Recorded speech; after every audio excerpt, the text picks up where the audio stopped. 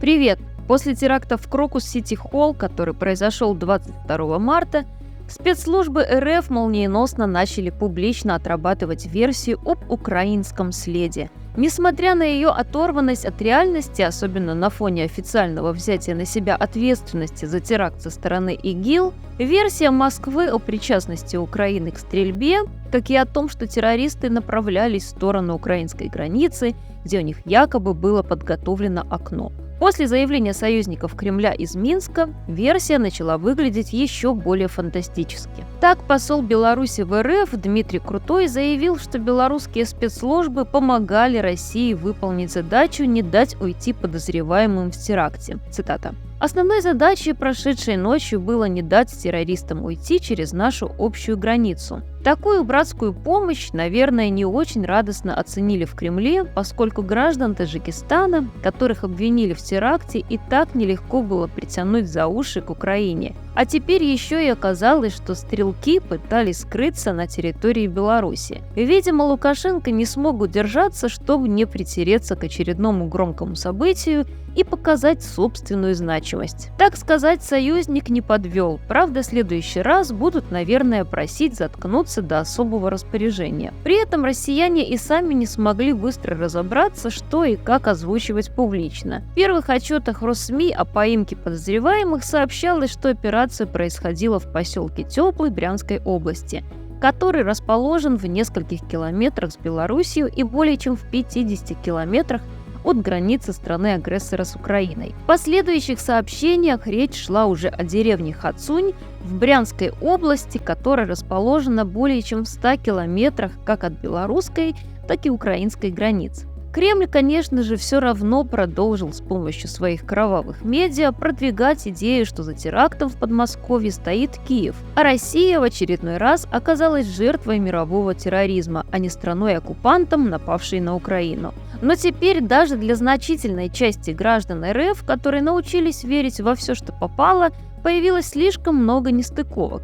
Обо всем по порядку, ну а вы, друзья, чтобы получать достоверную информацию и качественную аналитику, подпишитесь и поставьте лайк этому видео для того, чтобы большее количество людей узнало правду. Обвиняя Украину в терроризме, Россия пытается скрыть собственную террористическую сущность и отвлечь мир от своего ежедневного террора против мирных украинцев. Россияне кичатся пыткой подозреваемых в теракте, распространяют кадры, где они отрезали ухо человеку и пытают электротоком.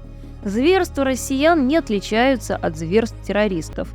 Но это, к сожалению, уже давно не новость. Ужасные кадры зверств российской армии в Украине, особенно в Буче, Ирпене, Изюме, давно показали миру, что самая бесчеловечная страна – это Россия. Поэтому кровавая империя должна быть окончательно уничтожена как можно скорее в интересах всего мира.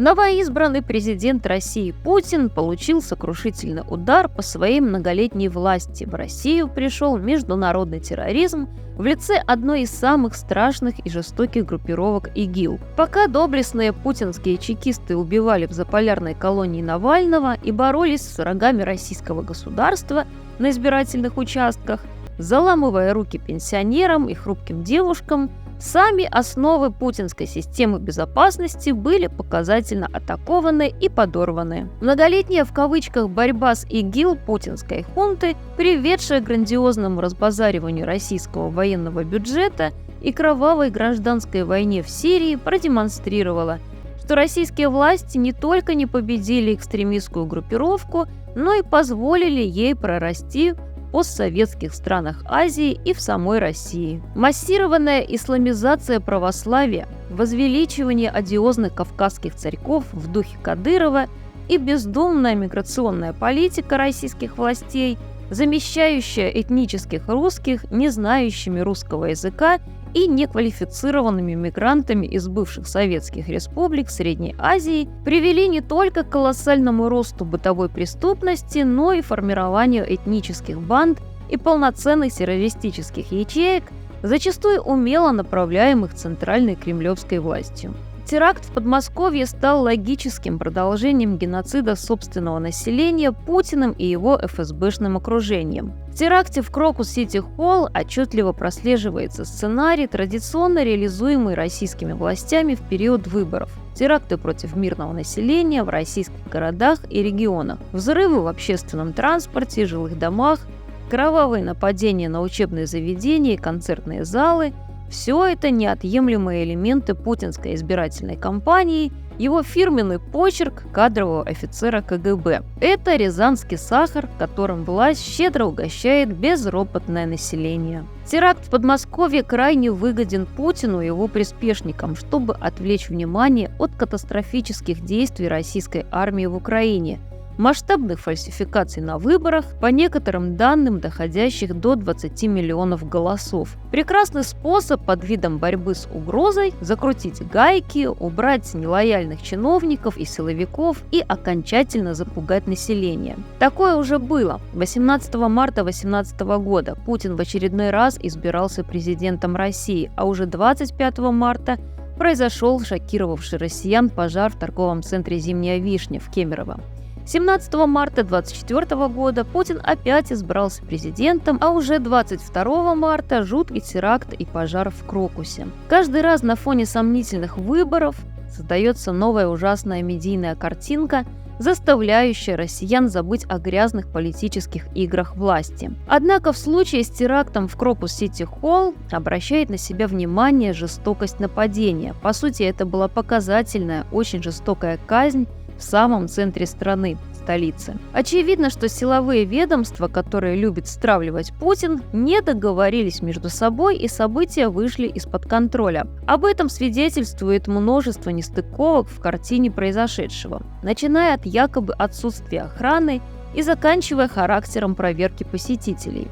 По некоторым данным, охрана не проверяла личные вещи и одежду посетителей, а металлодетекторы были отключены. И, собственно, экипировкой террористов были даже фонари на автоматах. Характером поджога здания и исчезновения террористов, чуть ли не показательно скрывшихся на легальном белом Рено, в совершенно нелогичном направлении в сторону Брянской области, то есть линии боевого соприкосновения. Поражает непрофессионализм руководства ФСБ. Именно они проморгали теракт, не вняв предостережением западных посольств. Работа на упреждение, которая является основой любой спецслужбы. ГИБДД проявила преступную халатность, позволив спокойному передвижению по Москве вооруженных людей. И это в столице с разветвленной системой наблюдения на транспорте, с миллионом камер и распознавания лиц, установленных в свое время, чтобы ловить выносящих по вечерам мусор нарушителей ковидного карантина. При этом за несколько часов до теракта у Крокуса наблюдалось большое количество автомобилей полиции.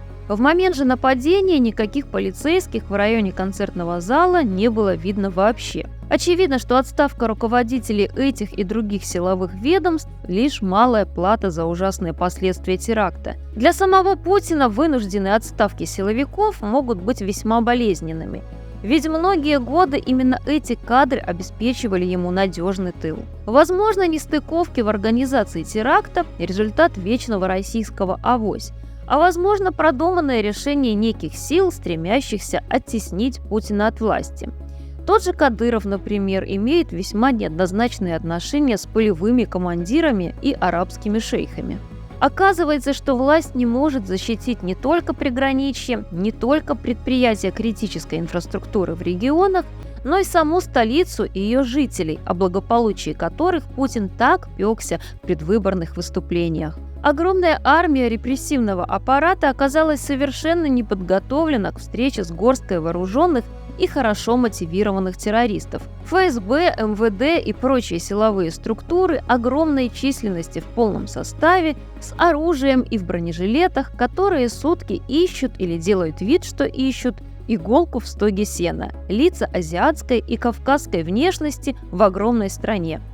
На практике это означает, что пикник может повториться где угодно, в любом населенном пункте России. Российские чиновники и силовики годами и десятилетиями находятся на своих должностях. Они буквально приросли к теплым креслам, обросли коррупционными и криминальными связями. И поэтому, когда международный терроризм постучался в высокие московские кабинеты, это было воспринято как очередные происки внутренних врагов и предателей Родины, бандеровцев и агентов тлетворного Запада. Следовательно, перед начальством необходимо было демонстрировать показушное служебное рвение и ни о чем не заботиться, даже о том, что спецназ ехал на место теракта больше часа. И это учитывая, что военная база ОМОНа в Москве находится в 8 минутах от Крокус-Сити-Холла. А потом силовики еще ждали ликвидации пожара, чтобы начать штурм. Нужно было больше жертв или террористы не успели уйти? 22 марта Россия атаковала 8 ракетами дамбу Днепрогэс в Запорожье. Более 7,5 тысяч квадратных метров акватории Днепра загрязнено из-за утечки нефтепродуктов. Днепрогэс – крупнейшая гидроэлектростанция Украины, важный объект критической инфраструктуры, обслуживающий миллионы людей. Российская ракета попала в троллейбус, который двигался через дамбу. На станции начался пожар. Есть человеческие жертвы. Движение автодорожным переездом плотины полностью ограничено. По последствиям прилета россияне целились непосредственно в дамбу Днепрогэс, пытаясь создать новую экологическую катастрофу вроде той, когда они взорвали плотину Каховской ГЭС в 2023 году. Ранее Днепрогэс в Запорожье взрывали уже дважды во время Второй мировой войны. Советские войска в 1941 и нацистские в 1943 году. Неудивительное совпадение. Путин осмысленно ставит себя в один ряд с наиболее кровавыми диктаторами в истории. Россию необходимо остановить, пока она не довела до экологических катастроф глобального масштаба. Атака против Днепрогэс показывает, что ясного осознания последствий своих действий у путинского режима нет. Друзья, еще больше достоверной информации в других видео. Подписывайтесь.